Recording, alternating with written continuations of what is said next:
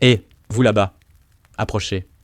Bien à l'abri dans le véhicule surchauffé, tandis qu'à l'extérieur régnait un froid brutal de 18 degrés Celsius, le commandant du bataillon lança son ordre d'une voix sèche. Une tasse de café fumant à la main, il interpella un soldat qui passait au pas cadencé devant la voiture. Le soldat releva lentement la tête. Aussitôt, le commandant descendit du véhicule, le visage étiré par un sourire moqueur. « C'est quoi, cette démarche ? Vous appelez ça marcher ? Et qui vous a permis d'interpeller l'inspectrice générale ?» La voix glaciale fendit la tempête de neige comme une lame. En un instant, la mise en scène martiale se figea. Le défilé s'arrêta net, et l'autorité du commandant sembla soudain vaciller, comme si ses galons s'étaient éloignés d'un coup. Ce jour-là, le vent était particulièrement mordant. 18 devoirs au thermomètre, mais une température ressentie proche de 25. C'était le deuxième jour de la marche hivernale du 3rd Mountain Infantry Battalion, le long d'une route traversant les contreforts des Rocky Mountains dans le Colorado. Plus de 200 soldats avançaient en file interminable, chargés d'un équipement de marche lourd et encombrant. À chaque rafale latérale, leur corps vacillait dangereusement. Le vent perçait les vêtements de protection comme s'ils n'existaient pas. Se recroqueviller n'apportait aucun soulagement. Les doigts étaient depuis longtemps engourdis. Dans les Rangers, les orteils perdaient peu à peu toute sensation. Une respiration rauque montait de toute la colonne. Quelqu'un reniflait, avançant péniblement un pied après l'autre. Un autre serrait les dents, les yeux rivés sur le dos de celui qui le précédait. S'il détournait le regard, l'impression de s'effondrer sur le champ devenait insupportable. Le soldat de première classe Ethan Miller n'échappait pas à cette épreuve. À 20 ans, de petite taille et d'un tempérament calme, il avait l'œil attentif, mais cela ne l'aidait guère dans ces conditions. Le bout de ses doigts le picotait. Sa mâchoire tremblait légèrement. Il savait reconnaître les signes, les premières atteintes du gel. Pourtant, il n'osait rien dire. « Encore un peu. Tiens encore un peu », se répétait-il intérieurement en serrant les dents.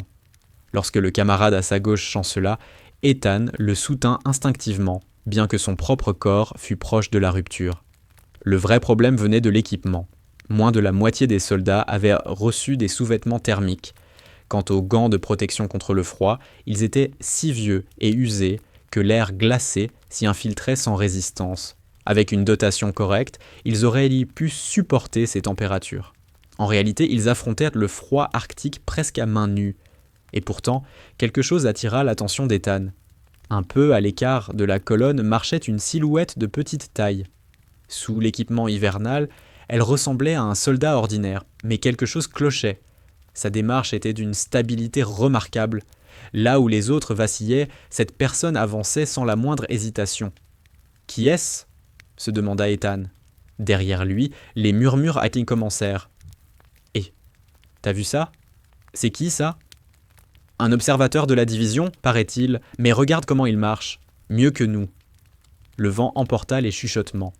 La silhouette, elle, resta silencieuse, le regard fixé droit devant, comme si le froid n'était qu'un détail insignifiant. À l'arrière de la colonne, un véhicule de commandement noir suivait lentement la troupe. À l'intérieur, dans une chaleur confortable, le colonel Mark Dalton était affalé sur la banquette arrière, savourant son café. « Mon Dieu, regarde-moi cette bande de loques !» lâcha-t-il avec mépris en observant les soldats chancelants. Son visage exprimait un profond dédain. « Colonel, la température ressentie est de 25 degrés Celsius. L'état des hommes est préoccupant. Peut-être devrions-nous ajuster le planning », suggéra prudemment son aide de camp. Dalton l'interrompit d'un geste sec. « Ça suffit. Tu sais que le commandant de division arrive bientôt, non ? Cette marche doit être terminée aujourd'hui. Avec une mentalité pareille, ils prétendent être de l'infanterie de montagne ? La visite imminente du commandant de division était le vrai enjeu.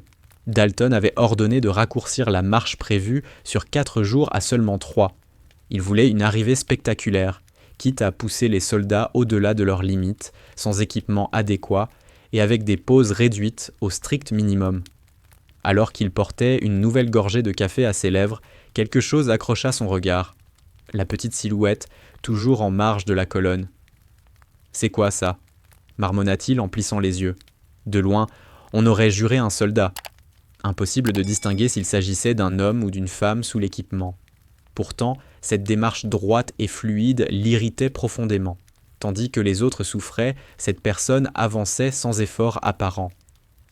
Et qu'est-ce que c'est que ce cirque ? Elle marche toute seule, sans respecter la formation. L'agacement perçait dans sa voix. Cette aisance l'agaçait plus que tout. « Chauffeur, arrêtez le véhicule !» À peine la voiture immobilisée, Dalton ouvrit brutalement la portière et descendit, sans même prendre la peine de refermer son manteau. Le vent glacial le frappa de plein fouet. Mais il n'avait nullement l'intention de rester longtemps dehors.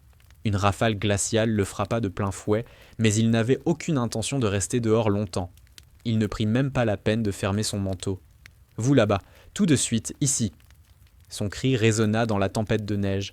Aussitôt, les pas de la colonne se figèrent. Les soldats s'immobilisèrent comme un seul homme, le souffle suspendu, tous les regards tournés vers le commandant du bataillon. La petite silhouette se contenta de tourner lentement la tête. Sous la cagoule et les lunettes de protection, son visage restait invisible. Pourtant, le mouvement n'était ni précipité, ni hésitant. Il dégageait une étrange sérénité. « Plus vite que ça !» hurla de nouveau le colonel Mark Dalton. Ce n'est qu'alors que la personne s'approcha, à un rythme mesuré. À mesure qu'elle avançait, l'expression de Dalton changea imperceptiblement. Quoi ? Sous l'équipement hivernal, la silhouette révélait sans ambiguïté une morphologie féminine, petite, mince. Dalton eut un ricanement intérieur. Évidemment, pas un soldat. Même si son visage restait dissimulé, il n'y avait plus de doute, c'était une femme. Ses yeux, durs et attentifs, observaient sans la moindre émotion. Aucun insigne n'était visible sous la tenue. « Une observatrice de la division, sergent ?» lança Dalton en la détaillant de la tête aux pieds. Tout, dans son attitude, trahissait la certitude qu'une femme de petite taille ne pouvait, par définition, occuper un poste élevé. Elle ne répondit pas. Elle se contenta de lever les yeux vers lui. « Quand je pose une question, vous répondez. À quelle unité appartenez-vous » reprit-il, la voix plus sèche encore. Son silence ne fit qu'attiser sa colère. « Mission d'observation dans le cadre d'une inspection », répondit finalement une voix grave et parfaitement calme. Dalton esquissa un sourire railleur. « Une inspection ? Et qu'est-ce qu'il y aurait à inspecter exactement ? Encore une petite mise en scène parce que le commandant de division arrive, c'est ça ? » Aucune réaction. Cette absence totale d'émotion le mit hors de lui. Si vous êtes ici en tant qu'observatrice, ne vous croyez pas tout permis. Remontez dans votre véhicule. Certaines choses ne se comprennent qu'en étant sur le terrain, répliqua-t-elle posément. Dalton éclata d'un rire incrédule. Ah, écoutez-moi ça. Une femme qui joue à l'inspectrice et prétend comprendre quoi que ce soit en se baladant ici. Les visages des soldats autour se durcirent. L'insulte était flagrante, mais personne n'osa intervenir. S'opposer au commandant du bataillon revenait à se condamner soi-même. De loin, Ethan Miller observait la scène. Son cœur battait à tout rompre. Il ignorait qui était cette femme, mais une chose était évidente. Le comportement du colonel était profondément déplacé. « Ça va mal finir », pensa-t-il. Elle, en revanche, ne s'y a pas. Comme si elle avait déjà entendu ces paroles 1000 fois, comme si elle observait la situation avec un détachement presque clinique. La colère de Dalton monta d'un cran. « Quand je vous parle, vous répondez, ou vous montrez au moins une réaction. Qu'est-ce que c'est que ce numéro ?» cria-t-il en s'avançant d'un pas. Malgré la proximité soudaine, elle ne recula pas d'1 millimètre. « Colonel, » dit-elle calmement pour la première fois de sa propre initiative, « avez-vous vérifié l'état des mains de vos soldats ?» Dalton fronça les sourcils. « Quoi ?» L'état des dotations en sous-vêtements thermiques et la fréquence de remplacement des gants de protection contre le froid. Mais qu'est-ce qu'elle raconte en plein milieu d'une marche, fulmina-t-il intérieurement. Son visage vira au rouge. Une simple observatrice, et en plus une femme, osait le remettre en question. Il hurla. Les soldats sursautèrent. Elle, non. C'est une question. L'équipement de vos hommes ne semble pas conforme. Pas conforme ? Ils marchent nus peut-être ? Vociféra-t-il en la pointant du doigt, le visage déformé par la rage. Après la marche d'aujourd'hui, je ferai un rapport à la division. Je signalerai qu'une soi-disant observatrice est venue ici saper l'autorité du commandant. Tout sera consigné, c'est clair ? Elle le regarda brièvement, puis inclina légèrement la tête. Oui, c'est compris. Sans un mot de plus, elle se détourna et reprit sa place à l'écart de la colonne. Dalton remonta dans son véhicule en pestant. Une femme qui se mêle de ça. Une inspection, mon œil, marmonna-t-il en claquant la portière. Le vent emporta ses paroles.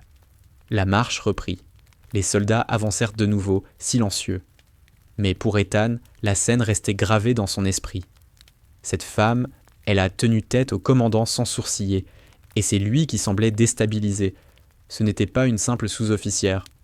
Et sa démarche, il l'avait remarquée dès le début. Ce n'était pas une marche ordinaire, c'était celle qu'il avait aperçue brièvement pendant sa formation, chez les instructeurs des forces spéciales, une démarche maîtrisée, le centre de gravité stable, une foulée précise, le buste immobile malgré le froid extrême. Ça, c'est la démarche d'un professionnel, pensa Ethan en frottant ses mains gelées. Un sentiment étrange s'imposa à lui. Quelque chose d'inhabituel était en train de se jouer, et, sans le savoir encore, il avait raison. Le commandant du bataillon était encore loin d'imaginer qui était réellement cette petite femme, ni pour quelle raison elle observait cette marche hivernale. S'il l'avait su, jamais il ne se serait permis de tels propos. Ce jour-là, la tempête ne faisait que commencer. La présence de Rebecca Hale au sein du 3rd Mountain Infantry Battalion n'avait rien d'un hasard.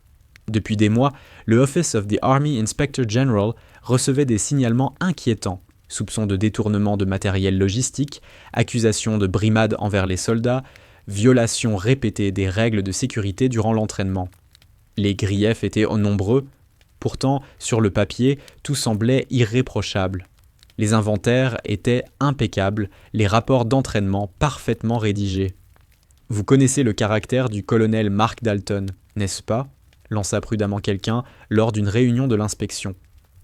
Il est obsédé par la performance. Dès qu'il subit une pression hiérarchique, il l'exerce sans retenue sur ses hommes, peu importe le prix. « Peut-être, » répondit un autre officier, « mais il nous faut des preuves. Sur le plan administratif, il n'y a aucune anomalie. Cet homme est un virtuose de la paperasse, on ne peut rien lui reprocher officiellement. » Alors, pourquoi ne pas aller voir sur place ? Proposa le lieutenant-colonel James Carter. Un silence suivit. Personne ne se porta volontaire. Une inspection de terrain n'était jamais simple. Il fallait intégrer l'unité, y rester plusieurs jours, s'exposer. J'ai déjà un agenda chargé la semaine prochaine. J'ai une enquête en cours qui n'est pas terminée. Une analyse des dossiers ne suffirait-elle pas ? Les excuses s'enchaînèrent.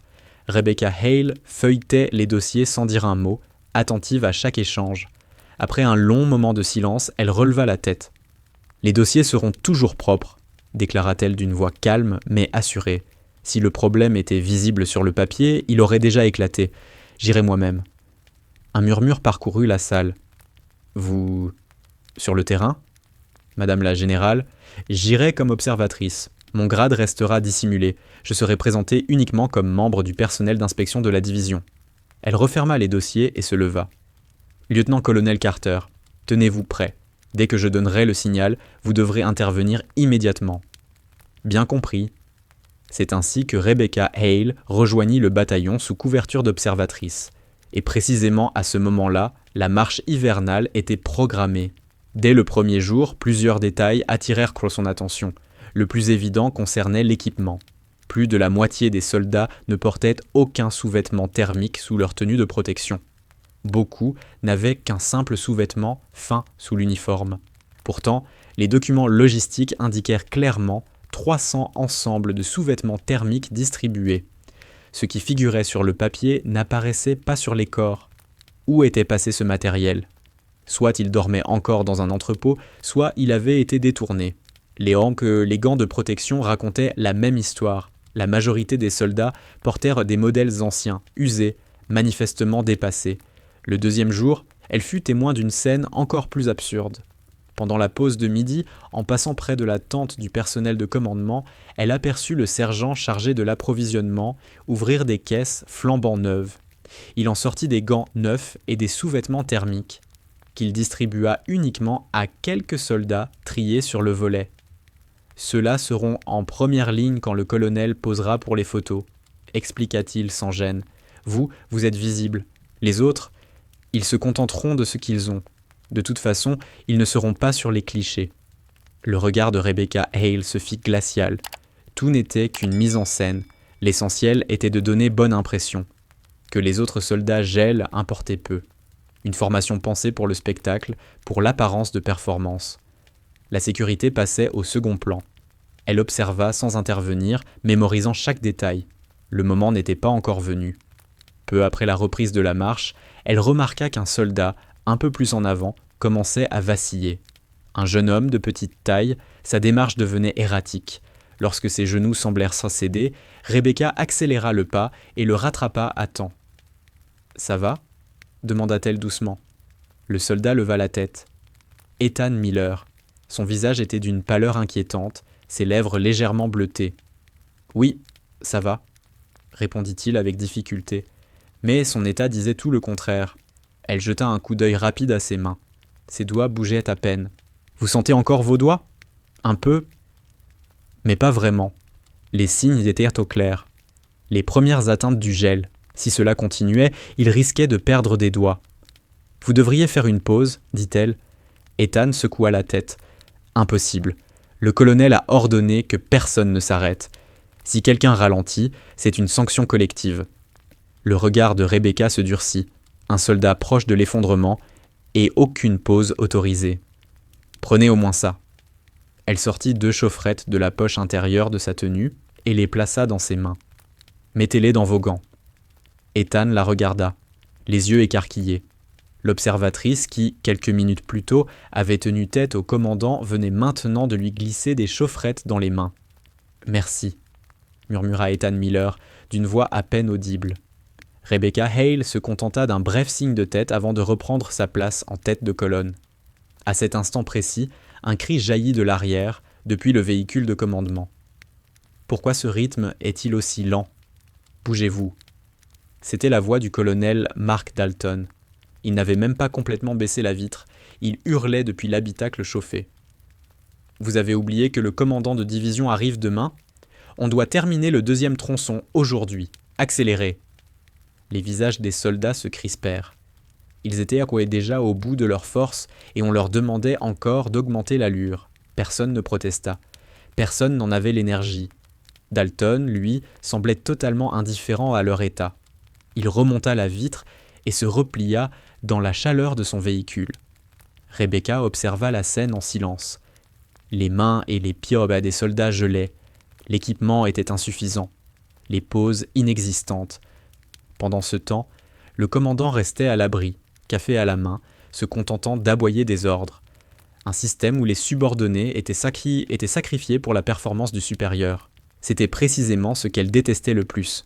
« Mark Dalton », répéta-t-elle intérieurement, « j'irai jusqu'au bout. » Les preuves s'accumulaient, il ne restait plus qu'à attendre le bon moment, et ce moment arriverait plus vite qu'elle ne l'imaginait. Lorsque le soleil commença à décliner, le vent se renforça encore. Le soir du 2e jour, les soldats se rassemblèrent sur un terrain dégagé, près des hautes plaines balayées par les vents, afin d'installer le camp de nuit. La fatigue de toute la journée pesait sur leur corps comme du plomb. Leurs mains et leurs pieds restaient engourdis par le froid. Pourtant, la perspective d'une courte pause après le montage des tentes leur permit de mobiliser leur dernière force. Plus vite, avant la nuit, tout doit être monté. Les sous-officiers criaient de tous côtés. Avec des doigts presque insensibles, les soldats assemblèrent les arceaux, tendaient les toiles, fixèrent les haubans. Même avec des gants, leurs mains répondaient mal. Chaque contact avec les piquets métalliques faisait remonter le froid jusqu'aux os. Rebecca se tenait en retrait et observait. Les gestes des soldats étaient lents, imprécis. L'épuisement était visible. L'un nouait mal une corde, un autre assemblait les arceaux à l'envers. Si le vent se lève, tout va s'envoler, pensa-t-elle. Mais les cadres ne faisaient que presser les hommes, sans vérifier la solidité des installations. Le véhicule de commandement était garé un peu à l'écart du camp. À l'intérieur, le colonel Dalton dînait tranquillement. Un repas chaud, une soupe fumante. Pendant ce temps, les soldats mâchaient leurs rations froides, debout dans le vent. « Comment on organise demain, quand le commandant arrivera ?» demanda Dalton à son aide de camp. « Les soldats seront alignés au point final, puis le commandant fera son discours. Ensuite, séance photo. Tu as sélectionné les hommes pour la première ligne ? Oui, une vingtaine de soldats en bon état. Ils recevront de l'équipement neuf demain matin. Dalton hocha la tête, satisfait. Parfait. Les photos doivent être irréprochables. Tout doit paraître impeccable. Ni la santé, ni la sécurité des soldats n'avaient la moindre place dans ses pensées. Seule comptait l'image qu'il donnerait à son supérieur. Lorsque la nuit tomba complètement, le vent changea soudain de direction. D'abord une rafale plus forte que les autres, puis une violence croissante. En quelques instants, un vent brutal, typique des régions montagneuses, s'abattit sur le camp. Les toiles des tentes claquaient furieusement, les haubans mal fixés se détachaient l'un après l'autre. « La tente !»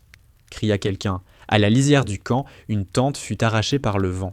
Les arceaux se plièrent, la toile s'éleva dans les airs et disparut dans l'obscurité. Ce n'était que le début. La tente voisine se mit à osciller dangereusement, tandis qu'un chariot chargé d'équipements se renversait. Les soldats tentaient de retenir les structures, mais le vent était trop fort. Tout ce qu'ils saisissaient leur était arraché des mains. « Tenez la corde, elle lâche, ça s'envole !» Les cris se mêlaient aux hurlements du vent. Dans la nuit, seules les lampes frontales dessinaient des cercles erratiques. Au milieu du chaos, 2 soldats tombèrent. L'un fut frappé par un arceau projeté dans les airs. L'autre s'effondra brusquement, ses jambes cédant sous lui. « Par ici, aidez-nous !» cria quelqu'un avec panique. Même les sous-officiers semblaient peine dépassés. Le vent redoublait encore, et en quelques secondes, la situation bascula vers le chaos total. Dans le véhicule de commandement, le visage de Dalton se figea tandis qu'il observait la scène. « Qu'est-ce qu'il fabrique, qu'on remette de l'ordre là-dedans » hurla-t-il par la fenêtre. Mais sa voix fut engloutie par le rugissement de la tempête. Il ne lui traversa même pas l'esprit de sortir lui-même. Il faisait trop froid, et la situation paraissait dangereuse. « Adjudant, allez voir ce qui se passe » ordonna-t-il sèchement. L'aide de camp descendit du véhicule et se mit à courir vers le camp. Mais une fois arrivé au cœur du chaos, il se révéla aussi désemparé que les autres. Les cadres criaient dans tous les sens, sans qu'aucune directive claire ne soit donnée. Personne ne prenait réellement le contrôle. C'est alors qu'une petite silhouette fendit l'obscurité.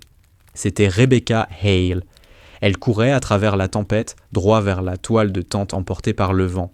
Ses gestes étaient rapides, précis, comme si son corps connaissait déjà ce genre de situation par cœur.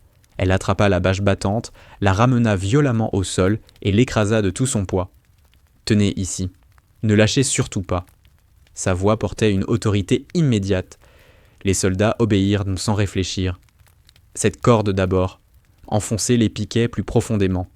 Elle se saisit elle-même d'un piquet et le frappa avec force dans le sol gelé.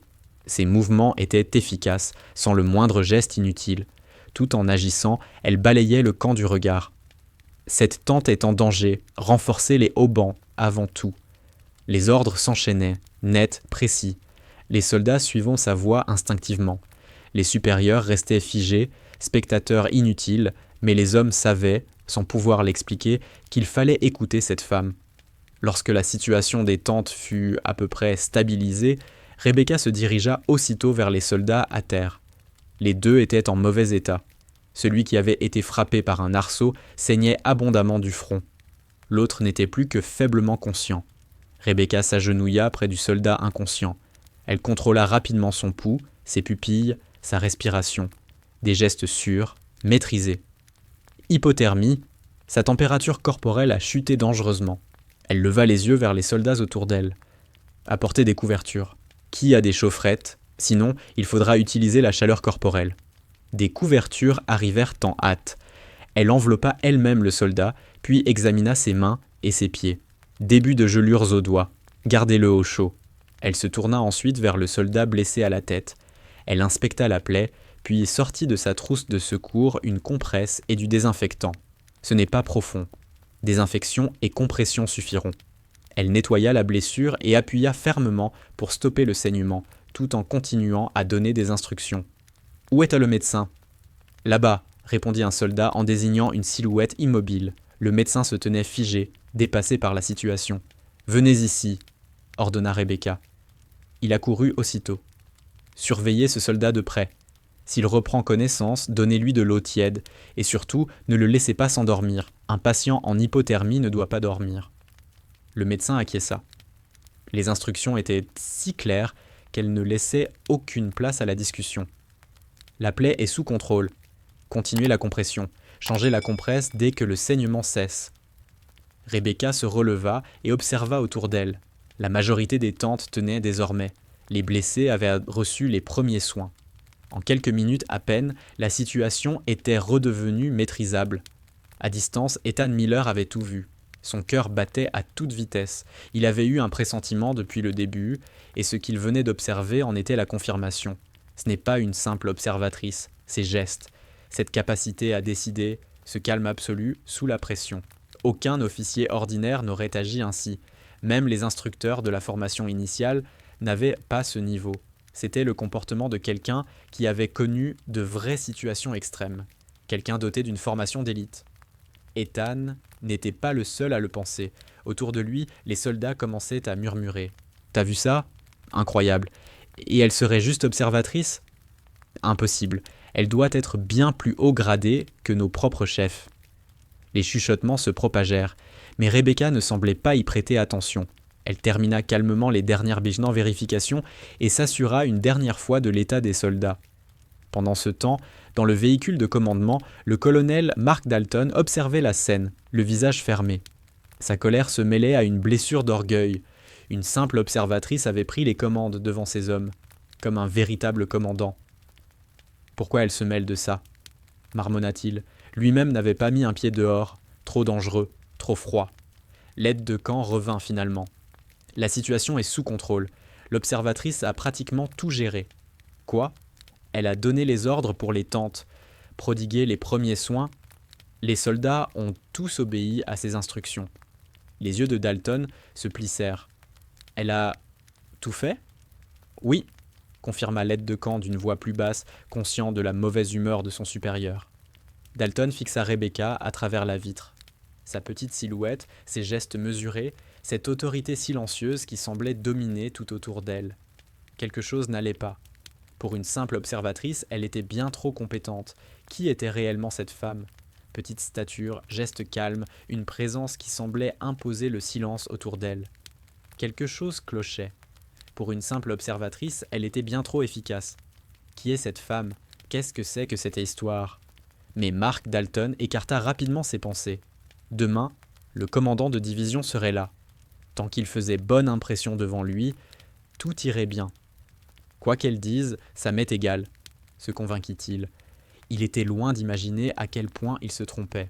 Longtemps après que le camp eut retrouvé un semblant de calme et que les soldats se furent réfugiés quelques instants dans les tentes, Ethan Miller s'approcha prudemment de Rebecca Hale. Il semblait avoir pris une décision. Merci pour tout à l'heure. Et pour aujourd'hui aussi. Rebecca se tourna vers lui. Comment va votre main ? Beaucoup mieux. Grâce aux chaufferettes, j'ai presque retrouvé toute la sensibilité. Ethan hésita. Son cœur battait à toute vitesse. Il savait parfaitement ce qui pouvait lui arriver si cela venait à se savoir. Mais il ne pouvait plus se taire. Il sortit de sa poche une petite clé USB. « Je crois que je devrais vous donner ça. » Le regard de Rebecca changea imperceptiblement. « Qu'est-ce que c'est ?»« Les inventaires du dépôt logistique, » répondit Ethan d'une voix tremblante. « Ce que nous recevons réellement et ce qui figure dans les dossiers officiels n'a rien à voir. J'ai tout documenté en secret. » Rebecca le fixa en silence. Officiellement, 300 ensembles de sous-vêtements thermiques ont été distribués. En réalité, on n'en a même pas reçu 100. Les gants sont déclarés neufs, mais ce sont des modèles vieux de plusieurs années. C'est pareil pour les chaufferettes, les thermos. Ses yeux s'embuèrent. L'un de mes camarades a déjà des gelures, et personne n'assume la responsabilité. Si nous avions eu l'équipement prévu... Sa voix se brisa. Rebecca prit la clé USB sans dire un mot. « Pourquoi me donnez-vous cela ?» demanda-t-elle enfin. Ethan soutint son regard. « Parce qu'après ce que j'ai vu aujourd'hui, vous ne pouvez pas être une simple observatrice. » Un sourire à peine perceptible effleura les lèvres de Rebecca, si bref qu'il aurait pu passer inaperçu. Mais Ethan le remarqua. « Je ne sais pas qui vous êtes exactement, » ajouta-t-il, « mais vous êtes quelqu'un qui peut changer les choses. » Rebecca rangea la clé USB et hocha la tête. « Merci pour votre courage, dit-elle d'une voix ferme mais douce. Les choses vont changer. Je vous le promets. Ethan inclina la tête. Un immense soulagement l'envahit. Quelqu'un l'avait écouté. L'espoir qu'un changement soit possible, une sensation qu'il n'avait jamais connue depuis son incorporation. Cette nuit-là, dans sa tente, Rebecca examina le contenu de la clé USB. Les fichiers étaient d'une précision remarquable. Liste d'entrée du matériel, registre de distribution réel, stock en entrepôt. Tout était classé par date, méthodiquement. C'est suffisant. Faux documents, détournement de matériel, mise en danger des soldats, organisation d'un exercice de façade, toutes les preuves étaient là. Elle prit son téléphone et envoya un message bref au lieutenant-colonel James Carter. « Soyez prêt demain matin. » La réponse arriva presque immédiatement. Bien reçu. Rebecca rangea son téléphone et contempla l'obscurité au-delà de la toile de tente. Demain, le commandant de division arriverait. Le colonel Dalton se réjouissait déjà à l'idée de lui offrir une démonstration parfaite, mais la fin de cette mise en scène serait bien différente de ce qu'il imaginait. Elle sentit la clé USB dans sa poche. Demain, j'y mets fin. Au moment où 2 étoiles apparaîtraient au grand jour, tout l'édifice de mensonges de ce bataillon s'effondrerait. Le 3e matin se leva. Le vent violent de la nuit avait disparu comme s'il n'avait jamais existé. Le ciel était limpide, mais l'air restait glacial. 19:30. À chaque respiration, de petits nuages blancs se formaient. Dès l'aube, Mark Dalton était en activité. Aujourd'hui était le grand jour. Tout devait être parfait, ou du moins en donner l'illusion. « Tous les soldats pour la première ligne sont prêts ?» demanda-t-il à son aide de camp. « Oui, 20 hommes. Ils reçoivent l'équipement neuf en ce moment même. Parfait. Qu'ils soient impeccables. Ils doivent être irréprochables sur les photos. » Un sourire satisfait étira les lèvres de Dalton. Le chaos de la nuit précédente importait peu. Le commandant de division n'en savait rien. Il suffisait d'orchestrer une arrivée spectaculaire.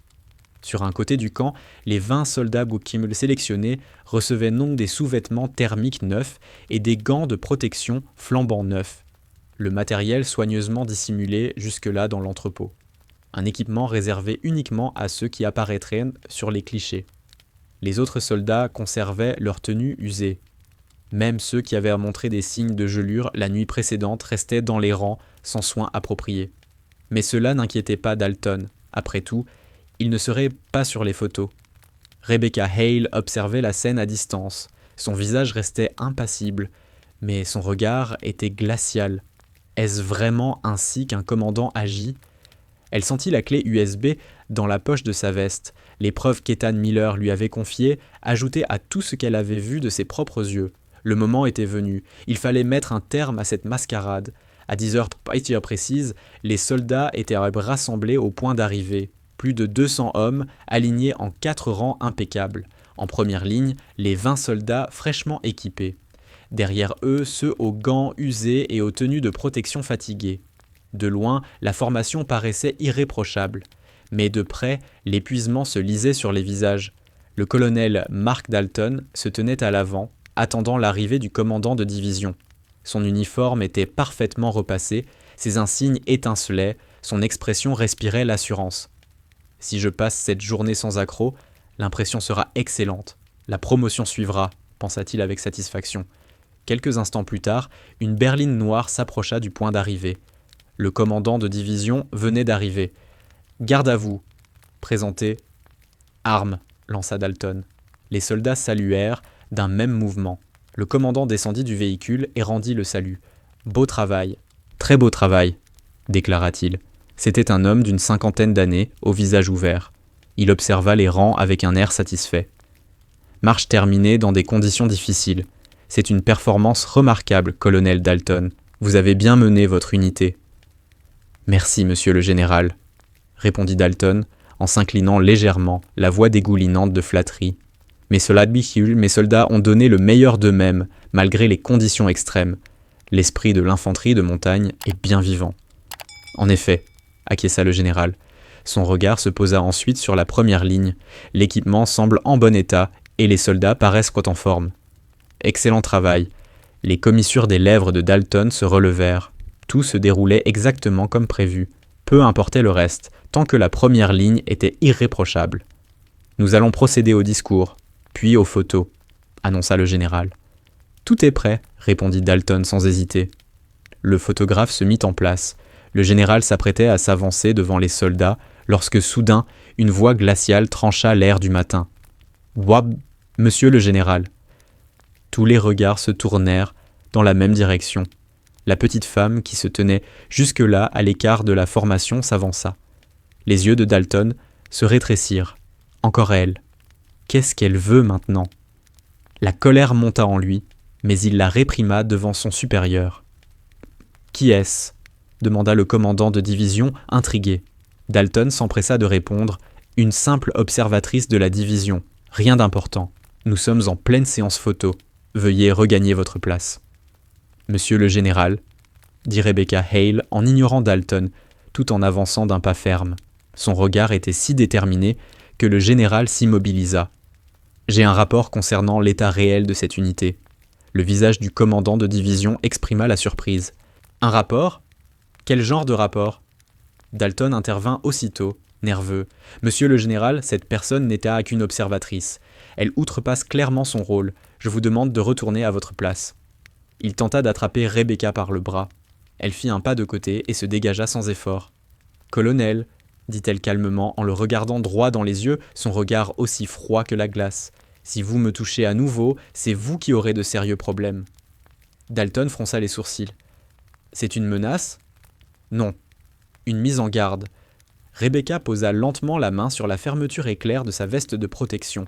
À cet instant, l'air sembla se figer autour d'elle. Les soldats retinrent leur souffle. Le zip descendit lentement. Sous la veste apparurent 2 étoiles argentées. Le visage de Dalton se vida de toutes couleurs. « Général-major » balbutia-t-il. Ses jambes tremblaient. Il peinait à rester debout. Le commandant de division, lui aussi, ouvrit de grands yeux. Même grade, 2 étoiles, et soudain, la reconnaissance. « Vous êtes... » Rebecca Hale, répondit-elle en inclinant légèrement la tête. Major General Rebecca Hale, directrice de l'Office of the Army Inspector General, monsieur le général. Le visage du commandant de division se durcit instantanément. Dalton resta figé, l'esprit vide. La directrice de l'inspection générale. Les derniers jours défilèrent dans sa tête comme un film accéléré. Ses paroles, son mépris, son arrogance. « Et vous là-bas, approchez. » Une femme qui joue à l'inspectrice, qu'est-ce qu'elle raconte comme absurdité ? Chaque mot avait été adressé à une générale, à la plus haute autorité de contrôle de l'armée. Le sol sembla se dérober sous ses pieds. Qu'est-ce qu'elle raconte comme absurdité, en pleine marche ? Toutes ces paroles avaient été adressées à une générale, à la directrice même de l'inspection générale. Les jambes de Mark Dalton cédèrent presque sous lui. Le monde sembla vaciller. Un murmure parcourut les rangs des soldats. 2 étoiles. Directrice de l'inspection générale. Au milieu de la formation, Ethan Miller sentit son cœur s'emballer. La femme à qui il avait confié la clé USB, celle qui lui avait donné des chaufferettes, celle qui avait soigné les blessés pendant la tempête, c'était elle. Alors, est-ce que quelque chose va vraiment changer ? À cet instant, un grondement monta de l'arrière du site. 3 véhicules noirs arrivèrent en soulevant la poussière gelée. Des militaires de la police militaire en descendirent, menés par le lieutenant-colonel James Carter. Rebecca Hale se tourna vers lui. Carter hocha brièvement la tête. Le périmètre est sécurisé. Les véhicules se positionnèrent autour du point d'arrivée. En quelques secondes, la zone fut bouclée. Plus personne n'entrait, plus personne ne sortait. Le visage de Dalton devint livide. « Qu'est-ce que ça signifie ?» balbutia-t-il. Rebecca s'avança d'un pas et le fixa droit dans les yeux. « Colonel Mark Dalton », dit-elle d'une voix calme. « Vous êtes relevé de votre commandement avec effet immédiat pour suspicion de détournement de matériel logistique, falsification de documents d'entraînement, mise en danger de vos soldats et pratique de harcèlement. » La bouche de Dalton resta ouverte, aucun son n'en sortit. « Votre autorité de commandement est suspendue. Vous serez interrogé par la police militaire jusqu'à la conclusion de l'enquête. » Rebecca leva la main. Carter s'approcha. « Emmenez-le. »« Attendez !» protesta Dalton. « Qu'est-ce que c'est que ça ? Je suis le commandant du bataillon. » Mais il était trop tard. 2 policiers militaires le saisirent par les bras. « Monsieur le général, dites quelque chose. Vous voyez bien que c'est absurde, » cria Dalton en direction du commandant de division. Celui-ci détourna le regard, le visage figé, et se contenta de hocher imperceptiblement la tête. « Emmenez-le !» ordonna Carter. Dalton fut entraîné hors de la formation. « Ce n'est pas vrai! Je n'ai rien fait! C'est un malentendu !» hurlait-il encore. Sa voix s'éloigna peu à peu, puis le cliquetis métallique des menottes résonna dans le silence glacé. Lorsque Dalton eut disparu, une lourde chape de silence s'abattit sur le site. Les soldats restaient immobiles, incrédules. Ils venaient de voir, de leurs propres yeux, leur commandant, celui qui les avait insultés et poussés au-delà de leurs limites, être emmené menottes au poignet. Rebecca s'avança lentement vers eux. Plus de 200 regards se posèrent sur elle. « Soldats, dit-elle d'une voix posée, qui porta naturellement sur toute l'assemblée, vous avez traversé beaucoup d'épreuves ces derniers jours. Les visages restèrent figés. Jamais un commandant ne leur avait parlé ainsi. Le froid, le manque d'équipement, l'absence de pause alors même que certains d'entre vous étaient blessés ou malades. Je le sais. » Son regard parcourut lentement les rangs. « Cela ne se reproduira plus, je vous le promets. » Un court silence suivit, puis, quelque part dans les rangs, un soldat leva la main pour saluer. Un autre suivit, puis un troisième, sans ordre, sans commandement. Un à un, les soldats levèrent la main. Plus de 200 hommes saluèrent à l'unisson, en silence. Un salut chargé d'une sincérité qu'aucun discours n'aurait pu exprimer. Rebecca rendit le salut, lentement. Au milieu des rangs, Ethan salua lui aussi. Ses yeux se remplirent de larmes. Pour la première fois depuis son engagement, il eut le sentiment d'avoir été vu, d'avoir été entendu. Pour la première fois, quelqu'un est de notre côté. Rebecca abaissa la main. À compter d'aujourd'hui, ce bataillon fera l'objet d'une inspection complète. Je sais que ce sera difficile, mais j'attends votre coopération. Nous écouterons vos témoignages. Les soldats acquiescèrent. C'était encore difficile à croire, mais une idée nouvelle prenait forme. L'espoir. Le commandant de division s'approcha d'elle. « Général, vous auriez pu m'en informer à l'avance. »« Je voulais voir de mes propres yeux, » répondit-elle sans détour. « Il y a des choses que les dossiers ne révèlent jamais. » Le général esquissa un sourire amer. « J'ai honte que cela se soit produit sous mon commandement. Nous discuterons de ma responsabilité plus tard. Pour l'instant, l'état des soldats est prioritaire. »« Général, » appela Carter, « avez-vous demandé un soutien médical ?»« Oui. Les équipes arrivent. Nous préparons l'évacuation des soldats présentant des gelures. »« Bien. Scellez également le dépôt logistique et lancez immédiatement un inventaire complet. Nous comparerons les stocks réels avec les documents. »« À vos ordres. » Carter transmit les instructions. Les policiers militaires se mirent aussitôt en mouvement. Rebecca tourna de nouveau son regard vers les soldats, les visages pâles, les mains et les pieds gelés, les regards épuisés. Ceux qui ont laissé ces hommes y souffrir répondront de leurs actes, se jura-t-elle intérieurement. Puis, elle se remit en marche. En ce troisième matin, tout l'édifice de mensonges du 3rd Mountain Infantry Battalion s'effondra. Et le véritable travail ne faisait que commencer. À peine le colonel Mark Dalton avait-il été arrêté que l'inspection entra dans sa phase la plus rigoureuse. Les policiers militaires, sous la direction du lieutenant-colonel James Carter, scellèrent simultanément le quartier général du bataillon et le dépôt logistique. Plus aucune entrée, plus aucune sortie. Chaque document, chaque objet fut placé sous contrôle strict.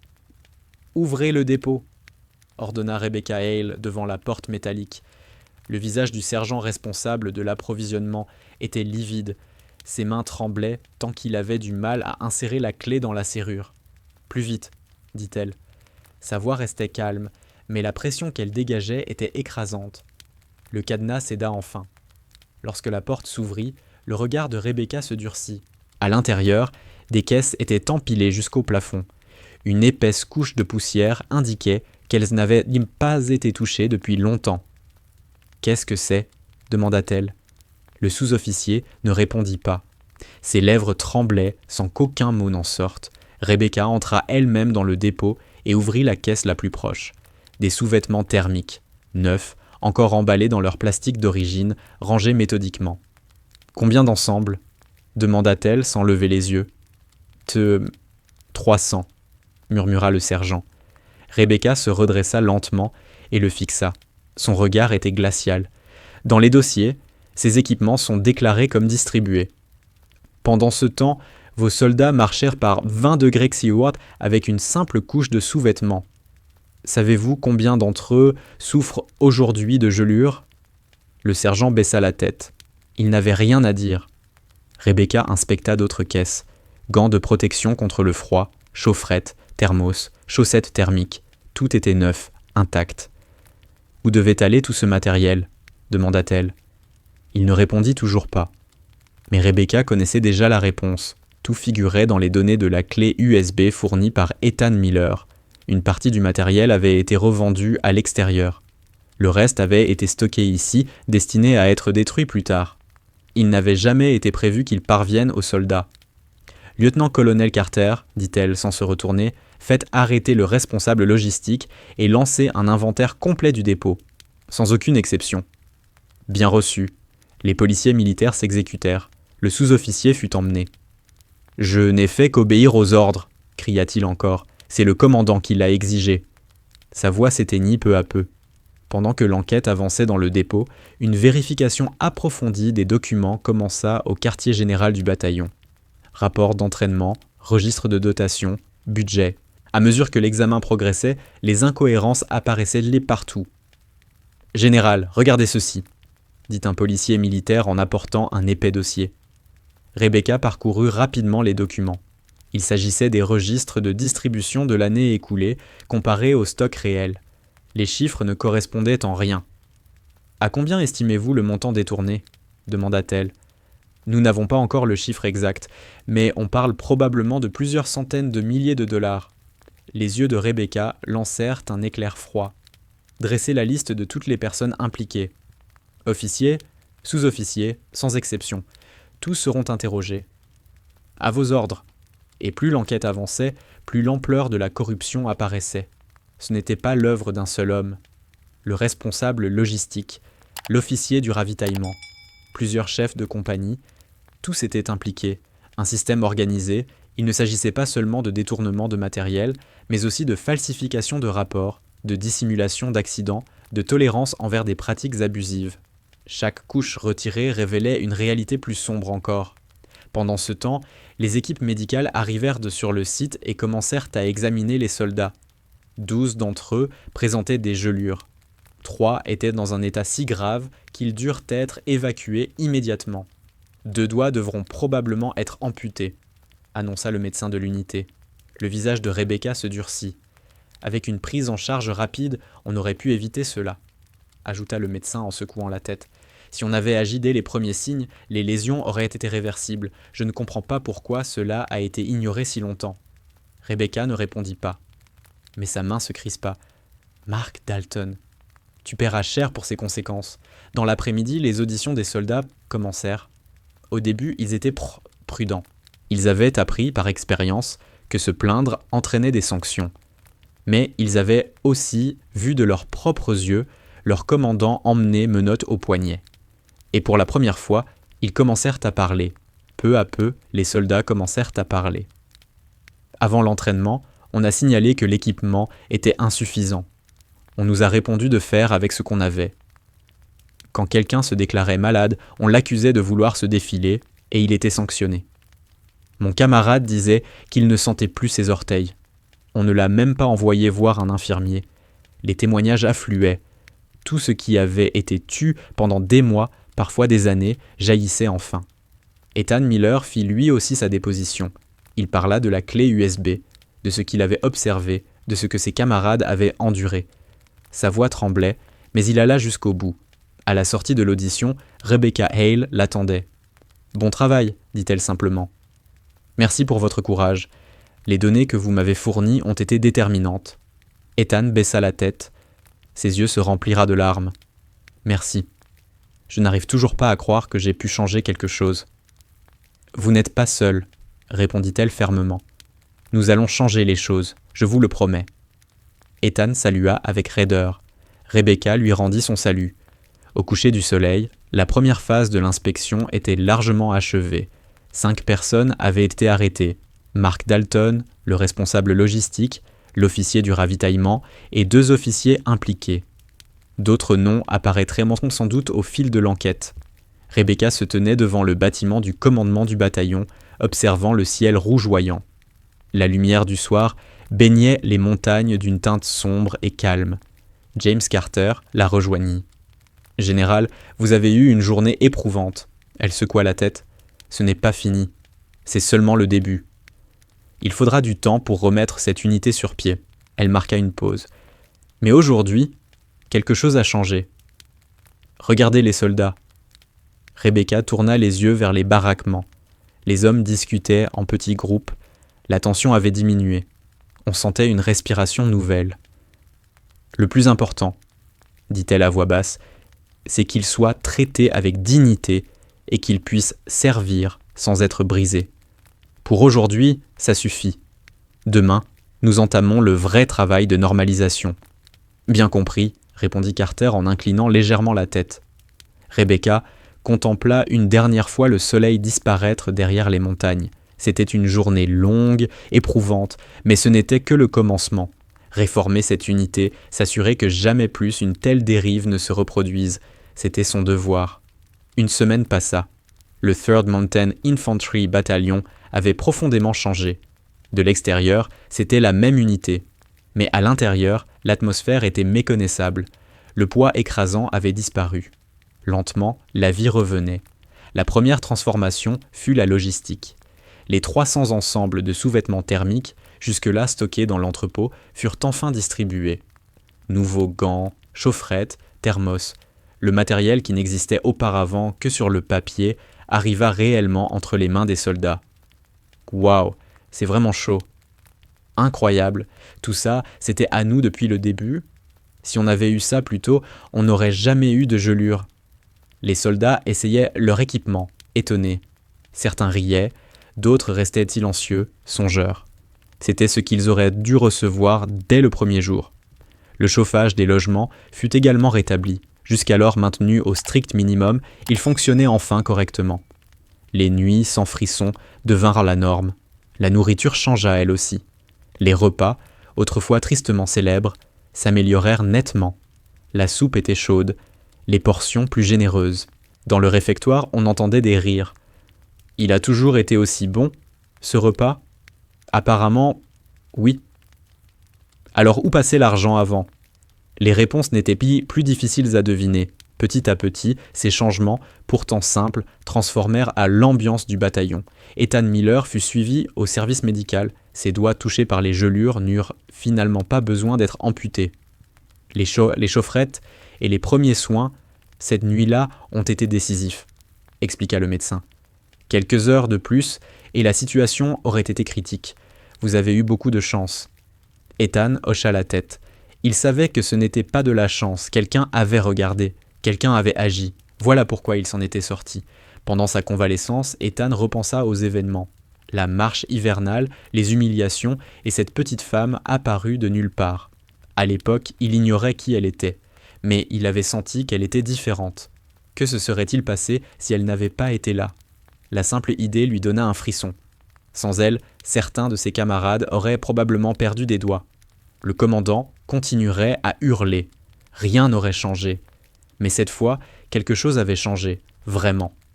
Ethan Miller regardait par la fenêtre. Sur le terrain d'entraînement, il voyait ses camarades s'exercer. Leur visage était différent d'avant, plus détendu, parfois même souriant. « Ça, on peut le supporter », murmura-t-il avec un léger sourire. Le reste de son service, il pourrait désormais l'endurer. Une semaine plus tard, l'inspection fut provisoirement close. Au total, 7 personnes avaient été arrêtées. Mark Dalton, le responsable logistique, l'officier du ravitaillement, 2 chefs de compagnie et 2 sous-officiers impliqués. Les chefs d'accusation s'accumulaient, détournement de matériel, falsification de documents, mise en danger des soldats, abus d'autorité.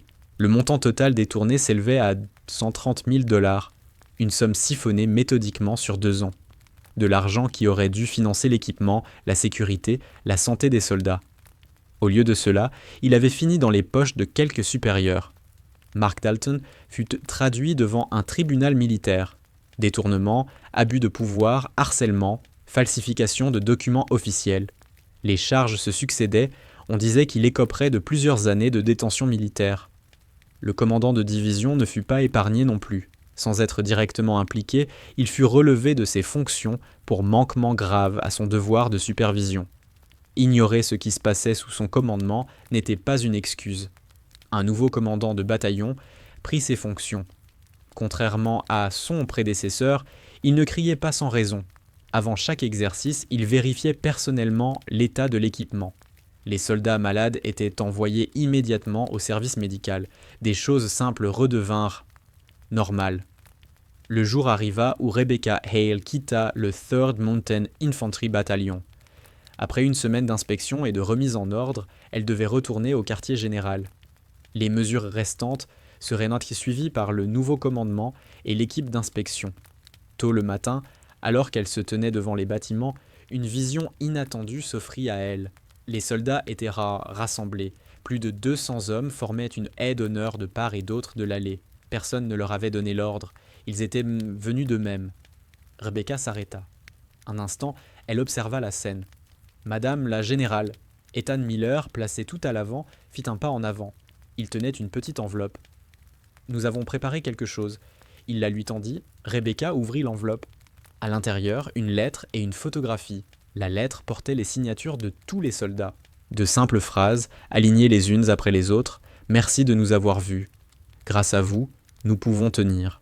Nous ne vous oublierons pas. » La photo montrait le bataillon réuni. Des visages souriants, équipés correctement, réunis dans un bâtiment chauffé. Elle avait été prise quelques jours plus tôt. Les yeux de Rebecca s'humidifièrent légèrement, juste un instant. Ethan le remarqua. « Merci, dit-elle doucement. J'accepte ce cadeau avec reconnaissance. » Puis elle s'adressa aux soldats. « Soldats, plus de 200 regards se fixèrent braboutier sur elle. Vous avez traversé beaucoup d'épreuves, la semaine passée et bien avant encore. Je le sais. » Ils écoutaient en silence. L'armée ne devrait jamais fonctionner ainsi. Ce que vous avez vécu n'est pas normal. Ne l'oubliez jamais. Elle marqua une pause. Une armée doit être forte pour protéger les plus faibles. Pas pour briser ses soldats, mais pour leur permettre de servir en sécurité. C'est cela, la responsabilité d'un commandant. Une rafale de vent se leva, faisant onduler légèrement ses cheveux. Vous êtes ceux qui protègent ce pays. Et c'est mon devoir de vous protéger. Je veillerai à ce que cela ne se reproduise jamais. Rebecca leva la main pour saluer. Instantanément, plus de 200 soldats lui rendirent son salut. Sans ordre, sans commandement. Un salut venu du cœur.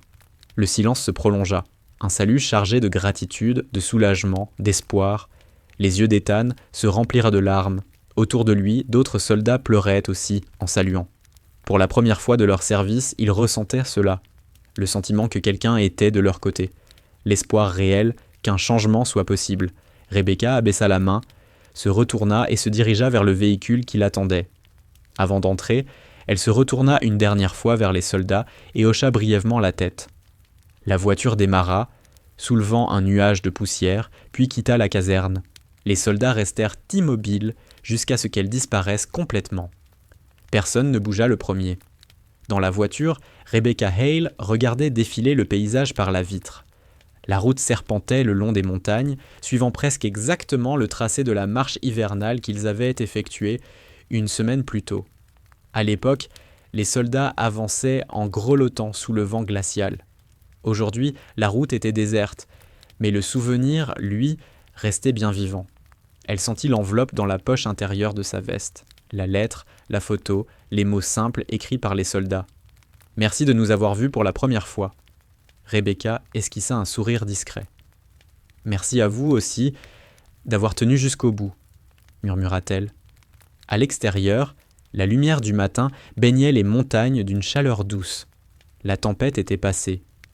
Et dans ce bataillon, quelque chose de nouveau avait commencé. Le printemps. Quelques mois plus tard, Ethan Miller était devenu soldat de première classe. Parfois, il racontait l'histoire aux nouvelles recrues.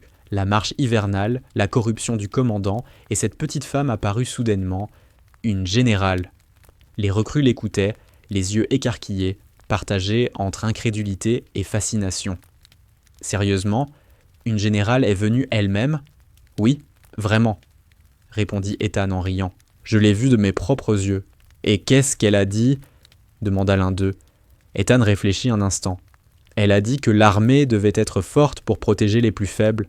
Le recrue fronça les sourcils. Ça veut dire quoi ?